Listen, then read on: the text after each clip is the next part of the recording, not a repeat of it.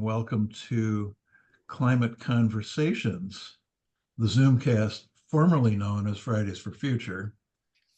And today's guest is with us, Ellen Bacca, who's the meteorologist at Wood TV. So as I mentioned, our speaker for today is Ellen Bacca from Wood TV. I met her back in April when she was a featured speaker at the Climate Careers Workshop at KRISA, along with Jenny Dozema. So after the panel left the stage, both Jenny and I rushed up to Ellen, almost knocking each other over because we thought she'd make a great speaker for this series, and she has graciously agreed to be here today. Ellen has been a part of the Storm Team 8 at Wood TV since 2014, and she became West Michigan's first female chief meteorologist in 2021. And I can tell you that my time as a meteorologist in the Air Force, I never met a woman who was involved in meteorology. I have no idea why that was, but welcome to the fold and good work. Ellen has earned multiple Emmys and awards from the Michigan Association of Broadcasters for her outstanding weathercasts. She was also one of the few broadcast meteorologists invited to participate in a national study on improving tornado and severe storm warnings. And over the years, she has covered major events, including blizzards, floods, high water levels, and the 2016 tornado outbreak. She also leads an interactive weather experience program that teaches thousands of local students about severe weather and forecasting. So you're busier than just standing there pointing at a green sheet behind you. And we welcome you, Ellen, and you go ahead and take it away, and we'll probably have plenty of questions for you at the end. Wonderful. Thank you for that introduction. I'm excited to be talking with you all today. Today, my presentation is working for the climate. And the reason why we're talking about this is because I feel like I have a unique opportunity to talk with people in the community all the time about climate and the way that it relates to them, even though my degree and my specialty is in meteorology. So this is where I work. I work at the 24-hour tracking center. Our station is located in Grand Rapids, Michigan, but we cover weather for 14 different counties, which in West Michigan is like a lot because we have so many microclimates. But it keeps us busy. I've got a wonderful team. We have 5 meteorologists. We rotate day and night so that we're always tracking the weather. And I've been there for about 11 years now, which is crazy. I always thought I was going to be there for 2 years, and then I was going to move with my husband because we wanted to see the world. And then fast forward 11 years later, and we're still here. But we love it here, and it's we're from here, and West Michigan is just beautiful. So what I'd like to do is I want to start with a brief review of the differences of weather and climate, and then we're going to dive into a few different layers, including ways that I've found that are successful talking about climate in such a polarized environment nowadays. So first things first, what is weather? For weather, you need to know a time and a place, and they're very temporal, like it's like one point in time and one point at a place. So Hawaii, like the weather is the same year round, but West Michigan, if you change the time or place, even by a little bit, sometimes you can have a big change in the weather. So weather is very, very short term. It is a time and a place. Now, over time, weather seems to follow patterns, and that's what gives us climate. So in West Michigan, we have climate in that we have 4 seasons. We have average highs and average lows. But we also have microclimates, which are much smaller in scale. And the best way to explain this is lake effect snow bands. We have snow belts that seem to hit certain counties or even certain slices of counties because of how frequently the wind tends to come out of certain directions. What's more, different winds will combine to create different kinds of snow bands, which is really interesting. So we've had meteorologists in the wintertime out flying planes in snow bands to figure out what the wind field is like and what kind of snow band that creates, whether it's a lot of small ones or like one big one. But this is helpful for us because it helps us to figure out, even in West Michigan, there's a big difference between weather and climate, and those microclimates help to add a layer. But when I'm talking to kids, one of my favorite things to do is to talk about kind of the difference in this way. So weather is temperature, humidity, wind, sky pressure, and precipitation at one moment in time at a spot in the map. So think of weather as like one football game or one outfit. Meanwhile, climate is 30 years of snapshots of all of those conditions.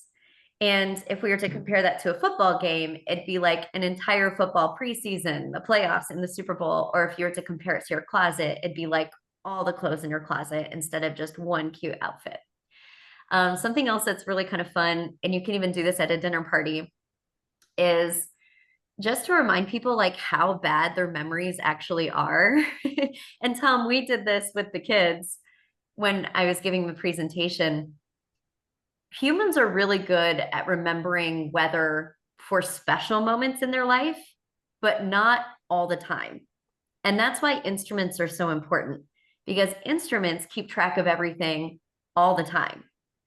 Humans, on the other hand, have a hard time remembering even what they had for breakfast yesterday. So sometimes I'll have like a group stand up and I'll be like, okay, give me a volunteer. What'd you have for breakfast today? And then boom, they're like, oatmeal. I had oatmeal. And I'm like, great. What did you have for breakfast yesterday? Eggs. Okay. What did you have for breakfast last Tuesday? No idea. What did you have for breakfast on your birthday? Oh, I can remember that one. So that goes to show us that memory, whether it's about meals or whether it's about weather, is very subjective to us. We have a really hard time remembering it. But climate remembers everything with the help of weather instruments. And by recording things every single day, we can figure out what a climate is and we can figure out how it might be changing in time. Weather is like a dog. If you're walking a dog, he goes up and down, different depending on where he wants to move. But climate is like the man. He tracks where the dog is going. And over time, we can see how a climate is changing based on the track that averages all the different weather data. So is the climate actually changing? Yes. But I think something that people struggle with is it's not one size fits all. Sea level rise differs by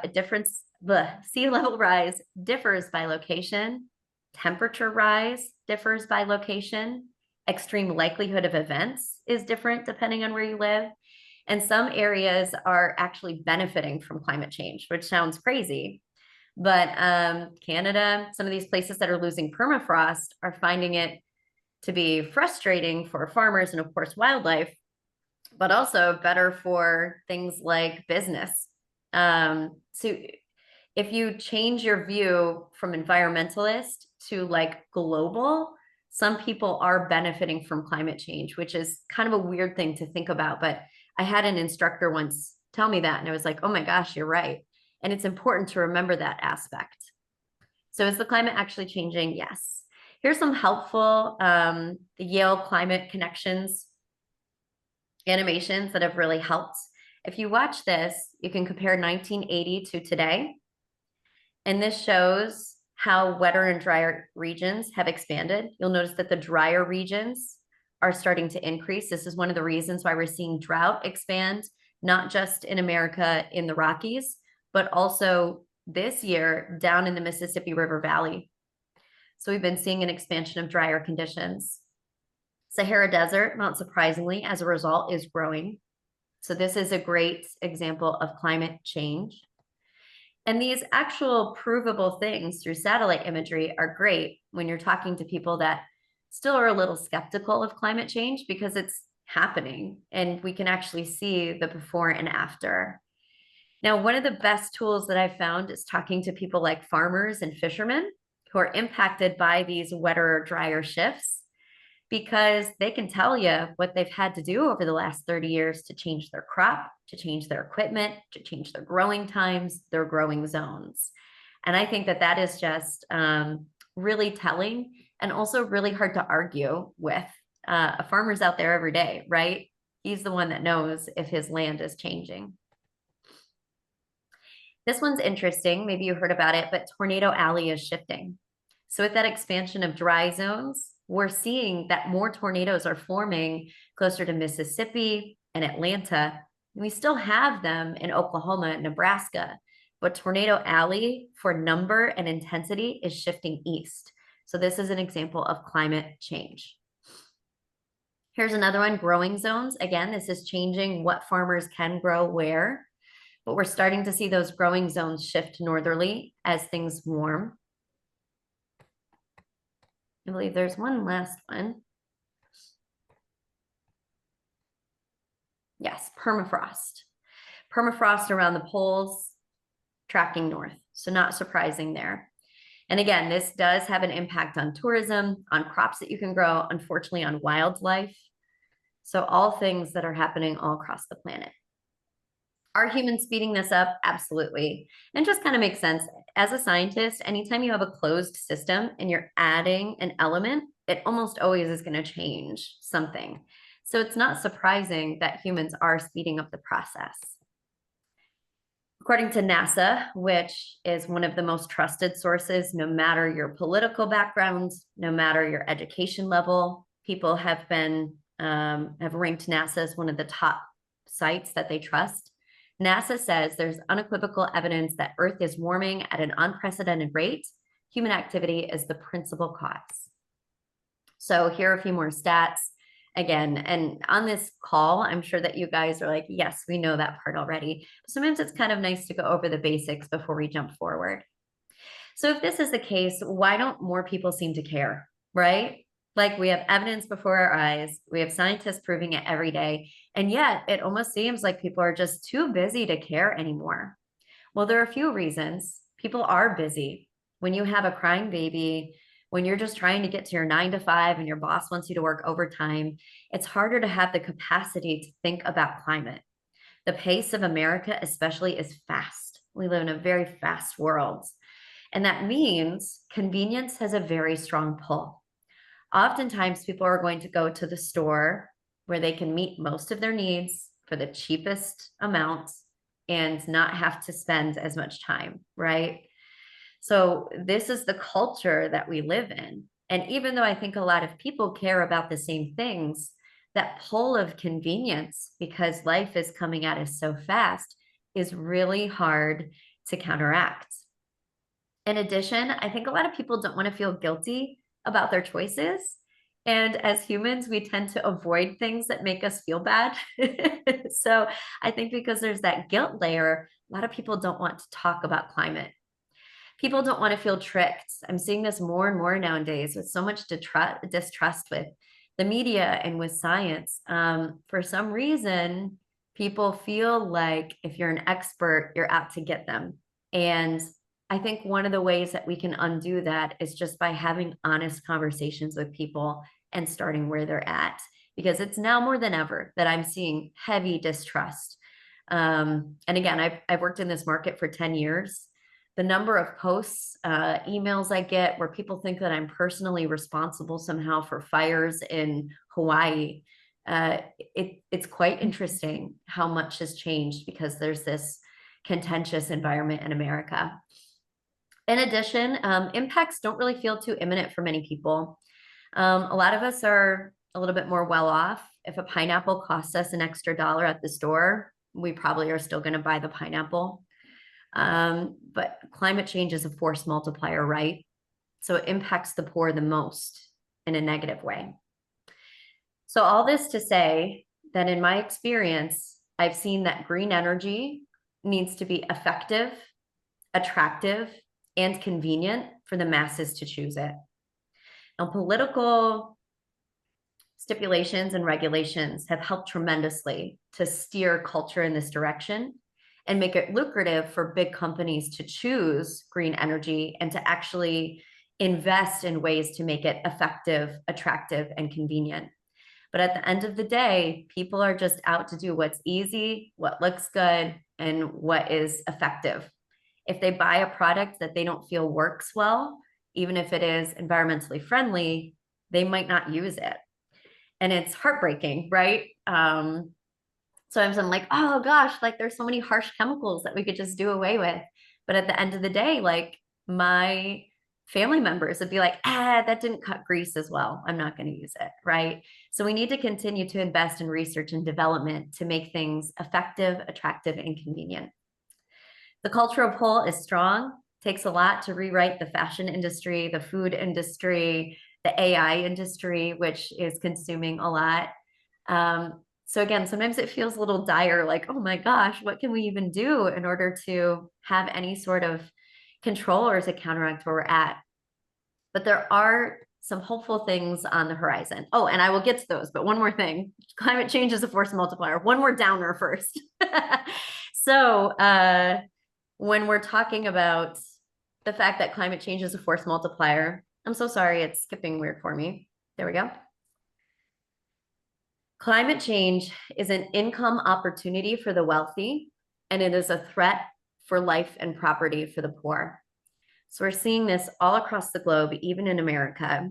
In the South, in places like Texas, some households still that are poor do not have air conditioning, and we're seeing deaths rise as a result. That's something that these people have little control over because they can only afford housing that meets their bottom line. And a lot of time that cheap housing does not have air conditioning. Meanwhile, the wealthy are able to see trends and buy property and maybe develop it into an income opportunity, which unfortunately oftentimes is a positive feedback loop in a bad way. You know, more development means less nature, means more expansion of climate change impacts. So we'd love to believe that big companies would do the right thing, and some of them are. Some of them are noticing that if they can invest in green energy and can start to lean into the future, it will be smarter for them. Others are taking advantage of climate change in order to make more money in the short term. Here's some hope on the horizon. According to the Yale program on climate change communication, we are seeing more and more people that believe that global warming is happening. This is a win. Even 15 years ago, this map was not nearly as filled with people that believed that global warming was happening. So we are at least starting to see a consensus across America, no matter the political leaning, no matter the value system, that people believe that global warming is happening. The estimated percentage of adults that think global warming is mostly caused by human activities is also 57%, which is better than half, right? So we are seeing progress, not just in the fact that we can't deny it's happening anymore, and more people are starting to accept that humans are the leading contributing cause. So that right there is a big win. At the end of the day, people, a lot of times, and their money drives what corporations choose to do because corporations want to make money. So if we have more people that are starting to be climate conscious and believing that humans have an impact, then there is the opportunity for more friendly environmental solutions in the future to be supported by the general public and then paid for by big companies. This is interesting. So again, just breaking it down by political party. In 2020, 94% of Democrats, 67% of Republicans, and 78% of independents believe that global warming has been happening. Again, progress. And what's so interesting is that if we stay on a political note, climate change didn't used to be as divisive politically as we tend to feel that it is nowadays. So here I have a list of presidents, both Republican and Democrat, and they're color coded for you for a quick glance.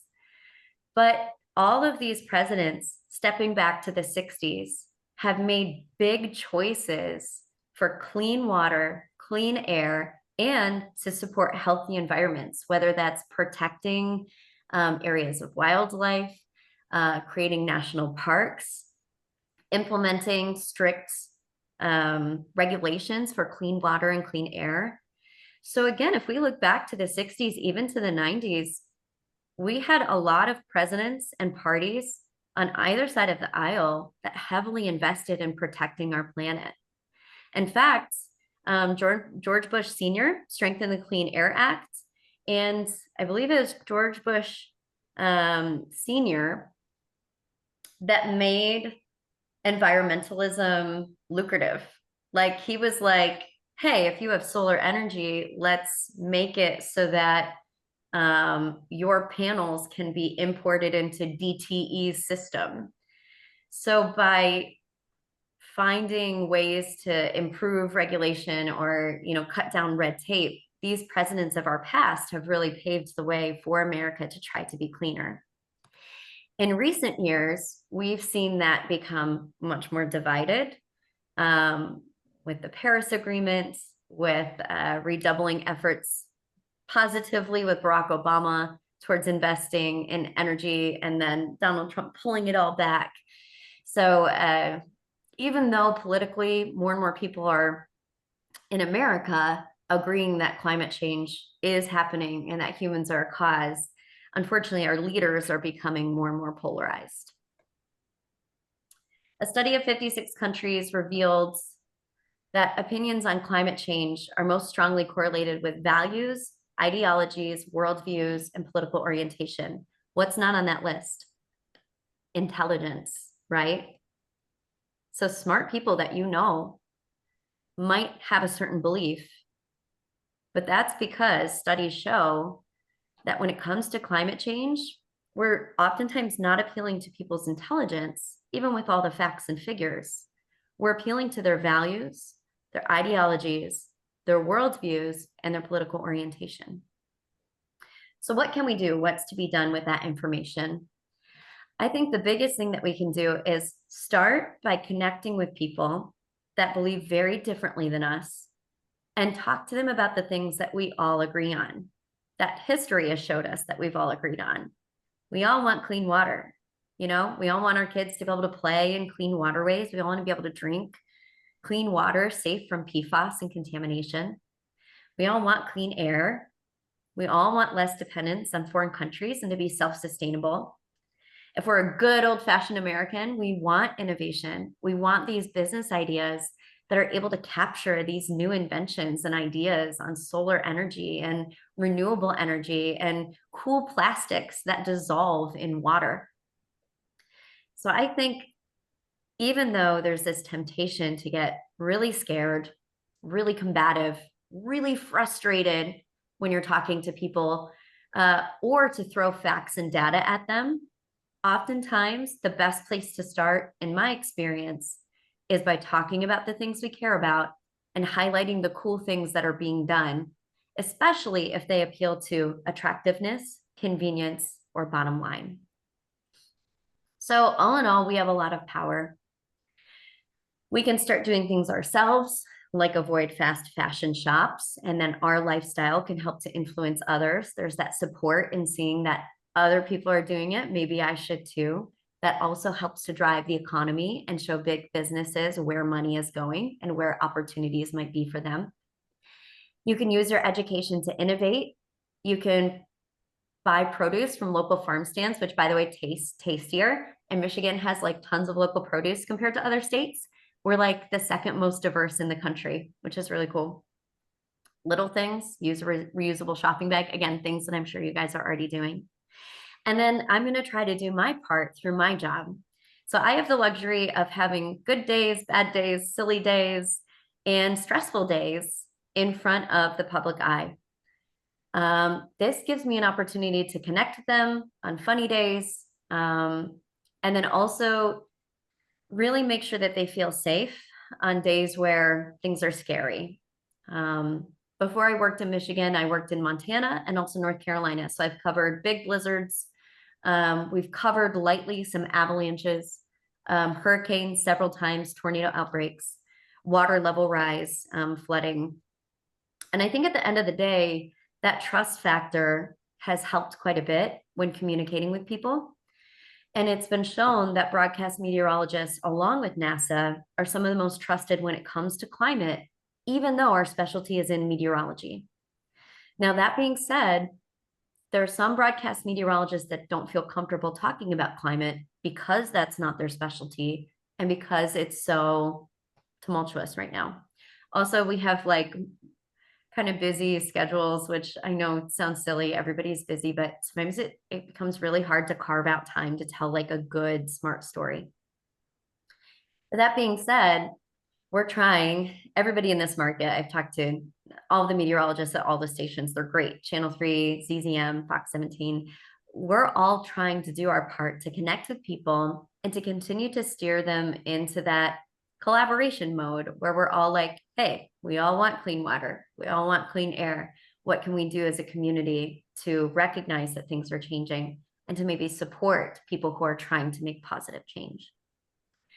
Something else that's very cool about what I get to do is I get to find good environmental stories. If you have one, send it to me. I will include my email at the end. Here are just like a few cool ones that are happening right now in our community. So you guys mentioned the Be Joyful shop. That's amazing. So it's this refillery in Kalamazoo, and it's awesome. It's trendy, it's convenient, it's cost effective. Like they're meeting people where they're at. I love it. Wormies, you can take your compost to this place, and it's a worm farm. And then you can take compost, you can take dirt back home with you that's enriched.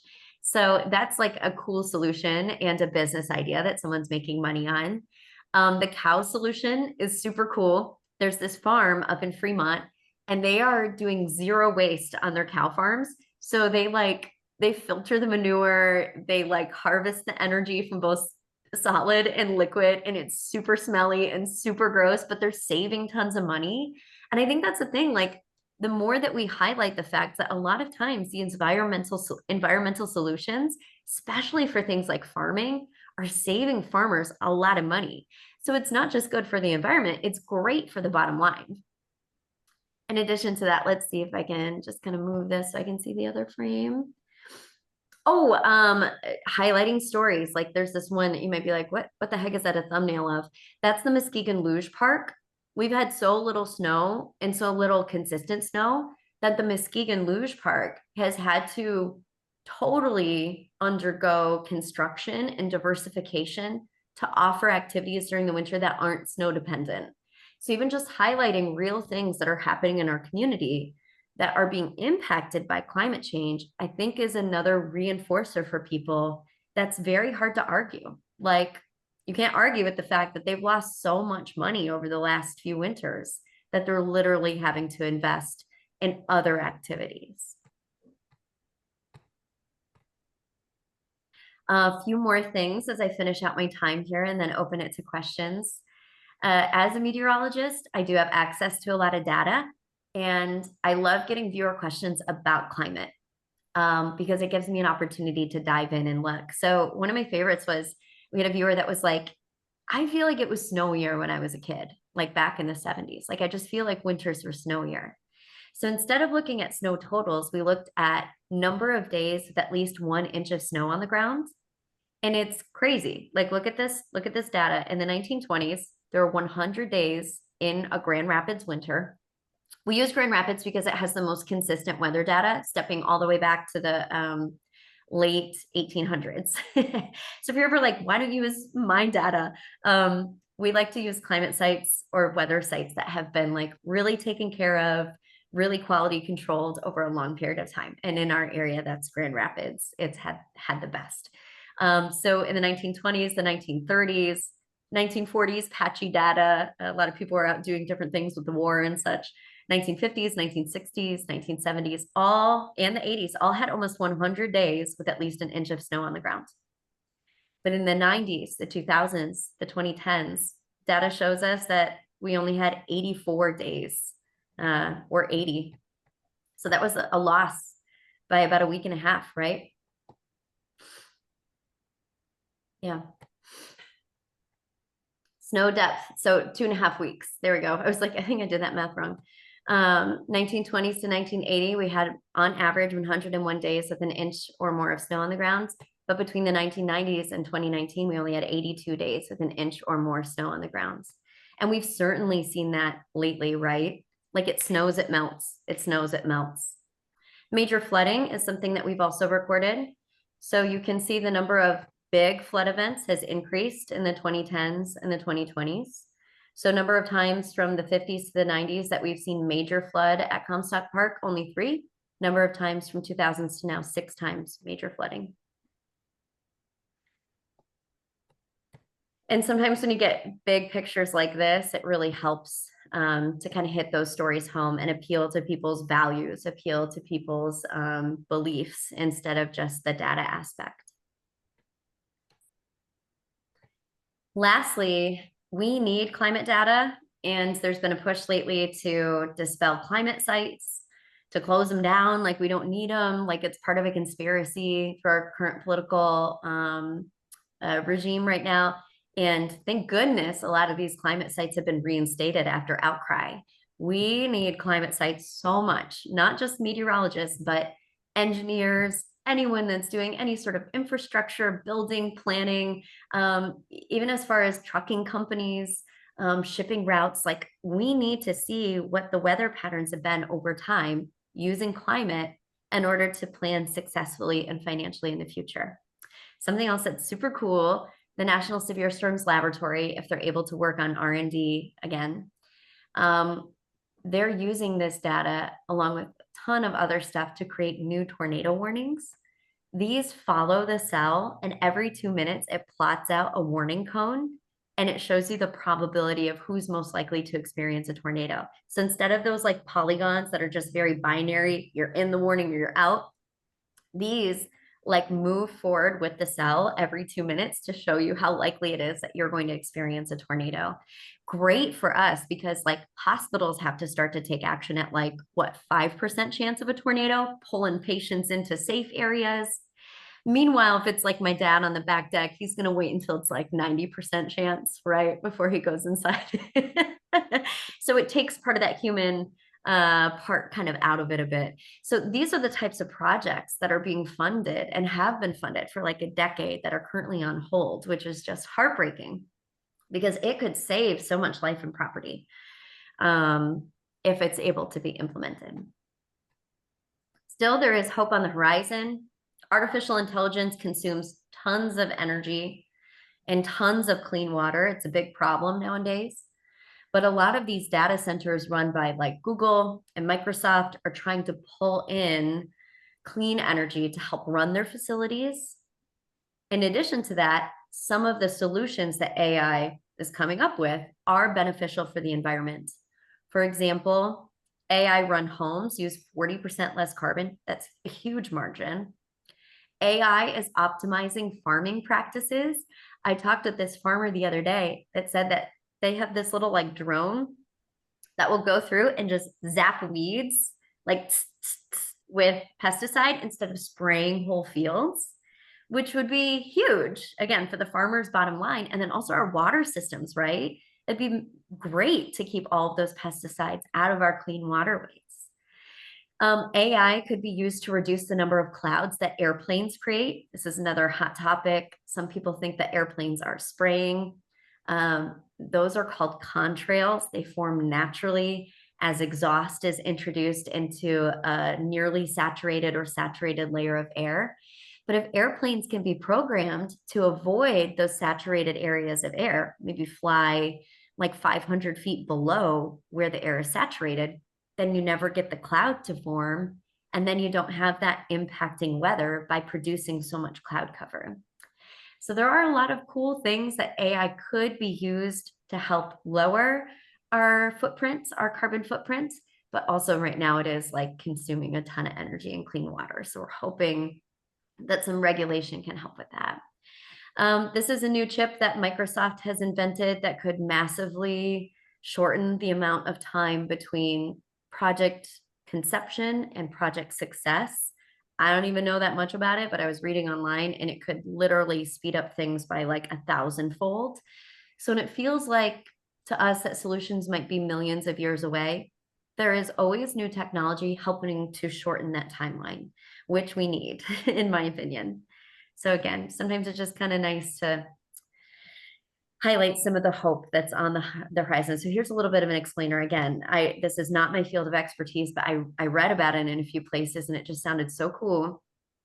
Microsoft has created a new state of matter called topological superconductivity.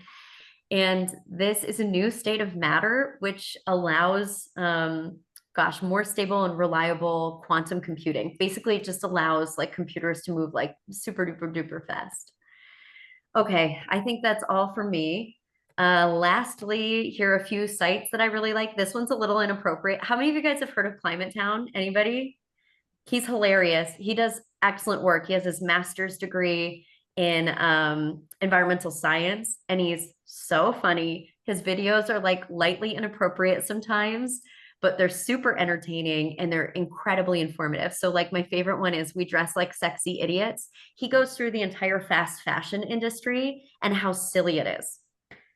It's excellent. I highly recommend checking that out. And then another one that I really like is Planet A. This dives into questions like, why don't we harness wave action? It's happening all over the world all the time with tides, which can be easily, calculated how much energy it would produce. They dive into things like that, and it's really enlightening. So those are just a couple ways to stay plugged in and to just have a little bit more information under your belt.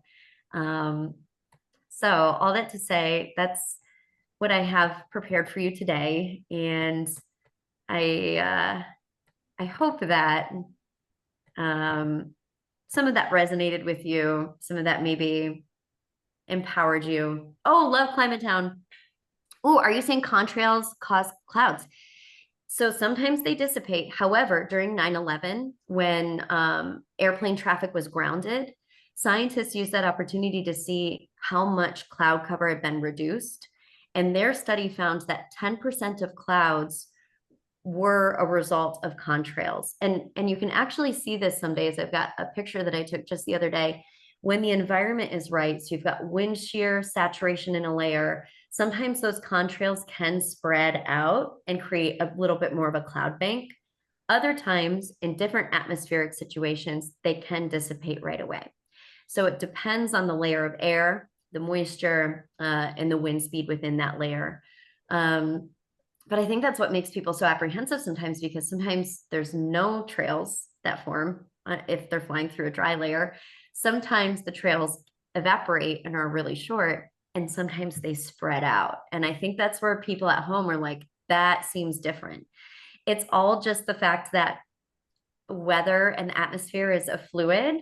And so depending on what layer that plane is flying through, it's going to create different results. But without that knowledge, it's much easier to jump to a conspiracy theory or to just not think about it too much. Yay, I love that you love Climate Town. I love it. He's so entertaining. And I feel like I learned so much, and he's accredited, like he's smart. So you can trust the information that he's getting. I've heard for a while that we are in a planetary warming trend. We're also in 11,000 year solar cooling period. Is this true? Rick, I'll have to go back and double check and look. I know we're in 11,000 year solar cooling period. I've read that as well. But we also have to remember that some of these impacts, again, have to be married with the more small scale impacts to see their strength of effect. It's all about layers and combination, almost like you're making a cake. So if we're adding that into the ingredient, yes, it could change things, but sometimes it's kind of difficult to know how much, because we don't have like a quality controlled unit that doesn't have that as an ingredient. So scientists do their best, but we've never had a period of time where the carbon concentration has been as high as right now. So we can use past data to look at how it's influenced temperatures in the past with that cooling cycle, but we also don't, we can't say always conclusively. But I'm going to look into that more. Actually, I'll write it down. Again, meteorology is my main source of study, but I do just try to like independently research climate as much as possible because it's important and it's interesting. But Rick, so I will look into that and I'll let you know some more. Let's see. Oh, good, Steve. Thank you. Look at you, people helping people. There's so much information out there. And again, sometimes it can feel overwhelming. But I think just the bottom line for me is when things feel dire or contentious, continue to relate to people where they're at. We all want clean water. We all want clean air.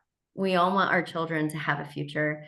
So if we sit down and actually have conversations or can just naturally talk about things that farmers are doing that are different, and highlight some of these innovative practices that are, making money, I think it appeals to everybody, no matter their background, and it helps to center the focus less on politics and more on collaboration. How can we create a better future? Oh, I love this question, Anne. I mean, I think in Michigan, we've made some big steps forward in the fact that we love our natural spaces. There's been a lot of money invested towards cleaning up Muskegon Lake. Right now, cleaning up some of our riverways, which have a lot of contaminant. Ottawa County, for example, like every single tiny creek is abundant with E. coli, like through the roof, along with some other phosphorus concentrations. But we have people like the Ottawa Conservation District, separate from the commission, that work with farmers to get them grant money that's available. And this helps them water their fields more efficiently, build fences to keep cows away from streams so that their poop doesn't get in the water, builds walkways for the cows to get from field A to field B. So there are a lot of really cool things happening in Michigan. Of course, I do think we could do more. I wish that we could completely banish single-use plastic bags. It's silly that we have them.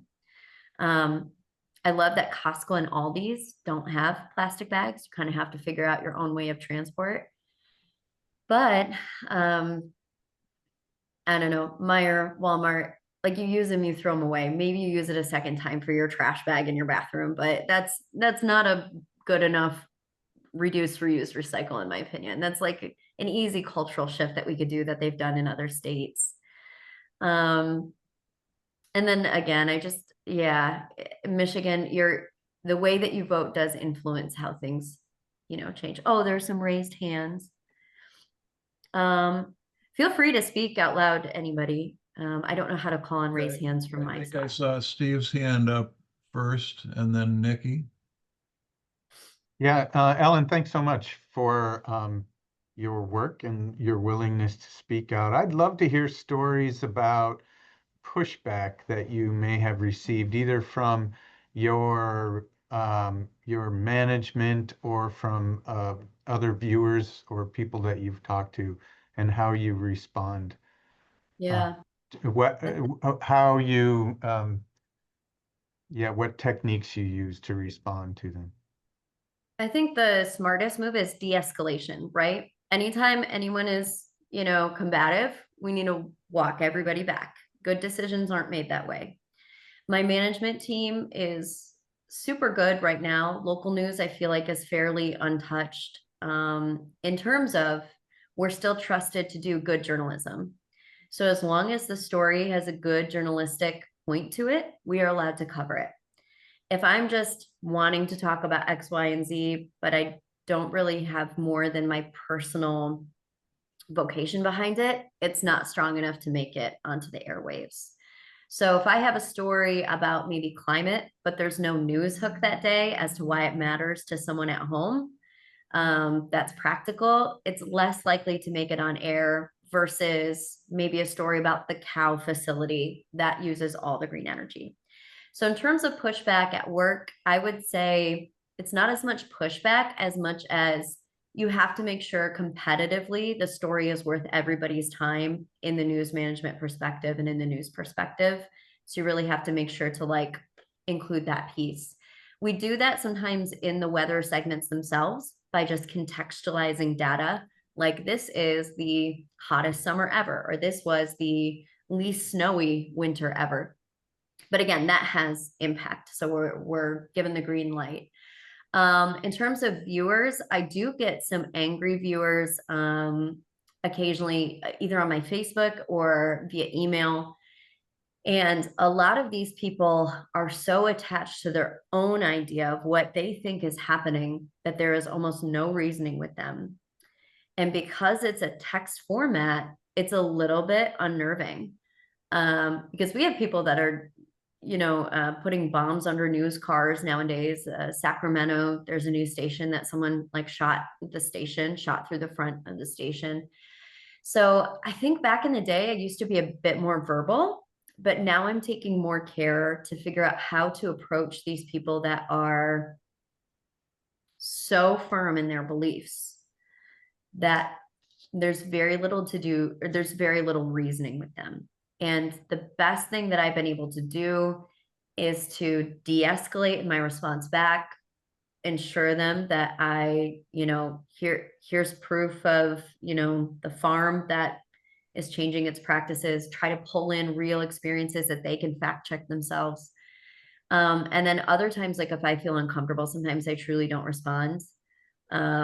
Just because like they could show up to the news station, like you just Google the address. And then on Facebook, I try to encourage conversation. But again, if things get violent or start to escalate, then I do mute people so that their comments don't travel as far. So I am a big believer in conversation and hearing other people's perspectives.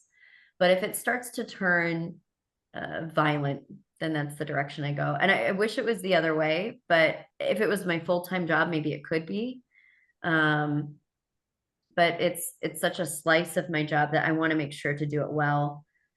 There was one time in the past that someone that was really a strong believer of climate protection actually gave me 0 stars on my Facebook page and dropped my rating because they're like, you're not doing enough. And I was like, okay, that's your opinion. I guess I just try to do my best and think about but de-escalate, connect with where they're at. I can see you're concerned about this. I love that you're concerned about clean air, with the contrails or the chemtrails. I love that you're concerned about that. I love that you're trying to do your own research. Here's what I found, resonate and connect with them on the things that you do agree with, and then be like, here's what I found, look it over. Maybe it will, resonate with you. I hope I answered that question well. I don't know. Okay. Thanks. Nikki, how about you? You've got something? I've been thoroughly enjoying this whole conversation. Oh, good. Thank you for it. But I have a question that's sort of off the wall and you might not be able to answer it. Okay. Especially in the mountains of Colorado, but even here in the East occasionally, I've seen what look like oil slicks in the sky. Sometimes they make fantastic patterns. I used to see one almost consistently that to me looked like Indian woman, and it appeared multiple times, and it was an oil slick, and that's what it looked like. What causes that? So it's kind of like an iridescence rainbowy color. Right. Yes. Yeah. That's caused by ice crystals high in the sky. And it happens when you have very thin, wispy clouds or areas with really thin, uniform ice crystals. It's called iridescence. Sometimes if you get it like a really spectacular display, it's called a fire bow. And you'll notice that it has some of the same rainbow colors, but they're more diffuse, kind of like an oil slick. Those are always so special. And sometimes they only last for like a couple minutes and it's like, oh my gosh. But Is that why in the mountains I would see it more because the air is colder? I would guess yes. Yeah. Okay. Yep. Yep. Because it needs to be ice crystals and they have to be uniform in shape and size in order for the effect to happen. And ice crystals change their shape and size depending on the moisture and the temperature of the layer. So they got to be like these special little plates. That's a great question.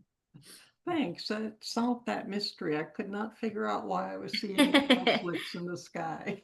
I love it. I've never heard it described like that, but you're 100% right. Like that's exactly what it looks like. I love that. I have one thing I wanted to ask you about your climate stories. I'm wondering if you've had an opportunity to do anything on agrivoltaics.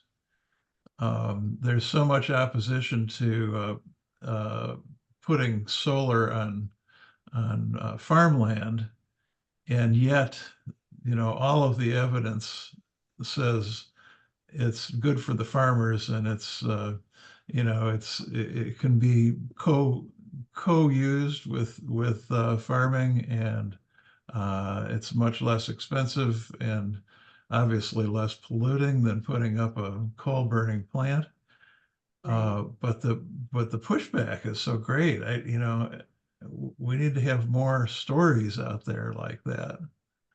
I love that. I'll look into that a bit. Maybe we can find a farmer that's had some success and we can highlight it as a success story. I think when you're able to have like the farmer or the ski shop owner or the fisherman telling the story, people don't push back on it as much for whatever reason. Um, and I think that's a really good point, finding some of those success stories and being able to talk about them. So I'll look into that. We actually, one of our meteorologists, Scott Larson, he's going to be on the farm beat from here on out. So he's doing farm stories as part of his work with us. And I was thinking, ooh, that might be a good one for him to look at. There were Yeah. Oh, go ahead.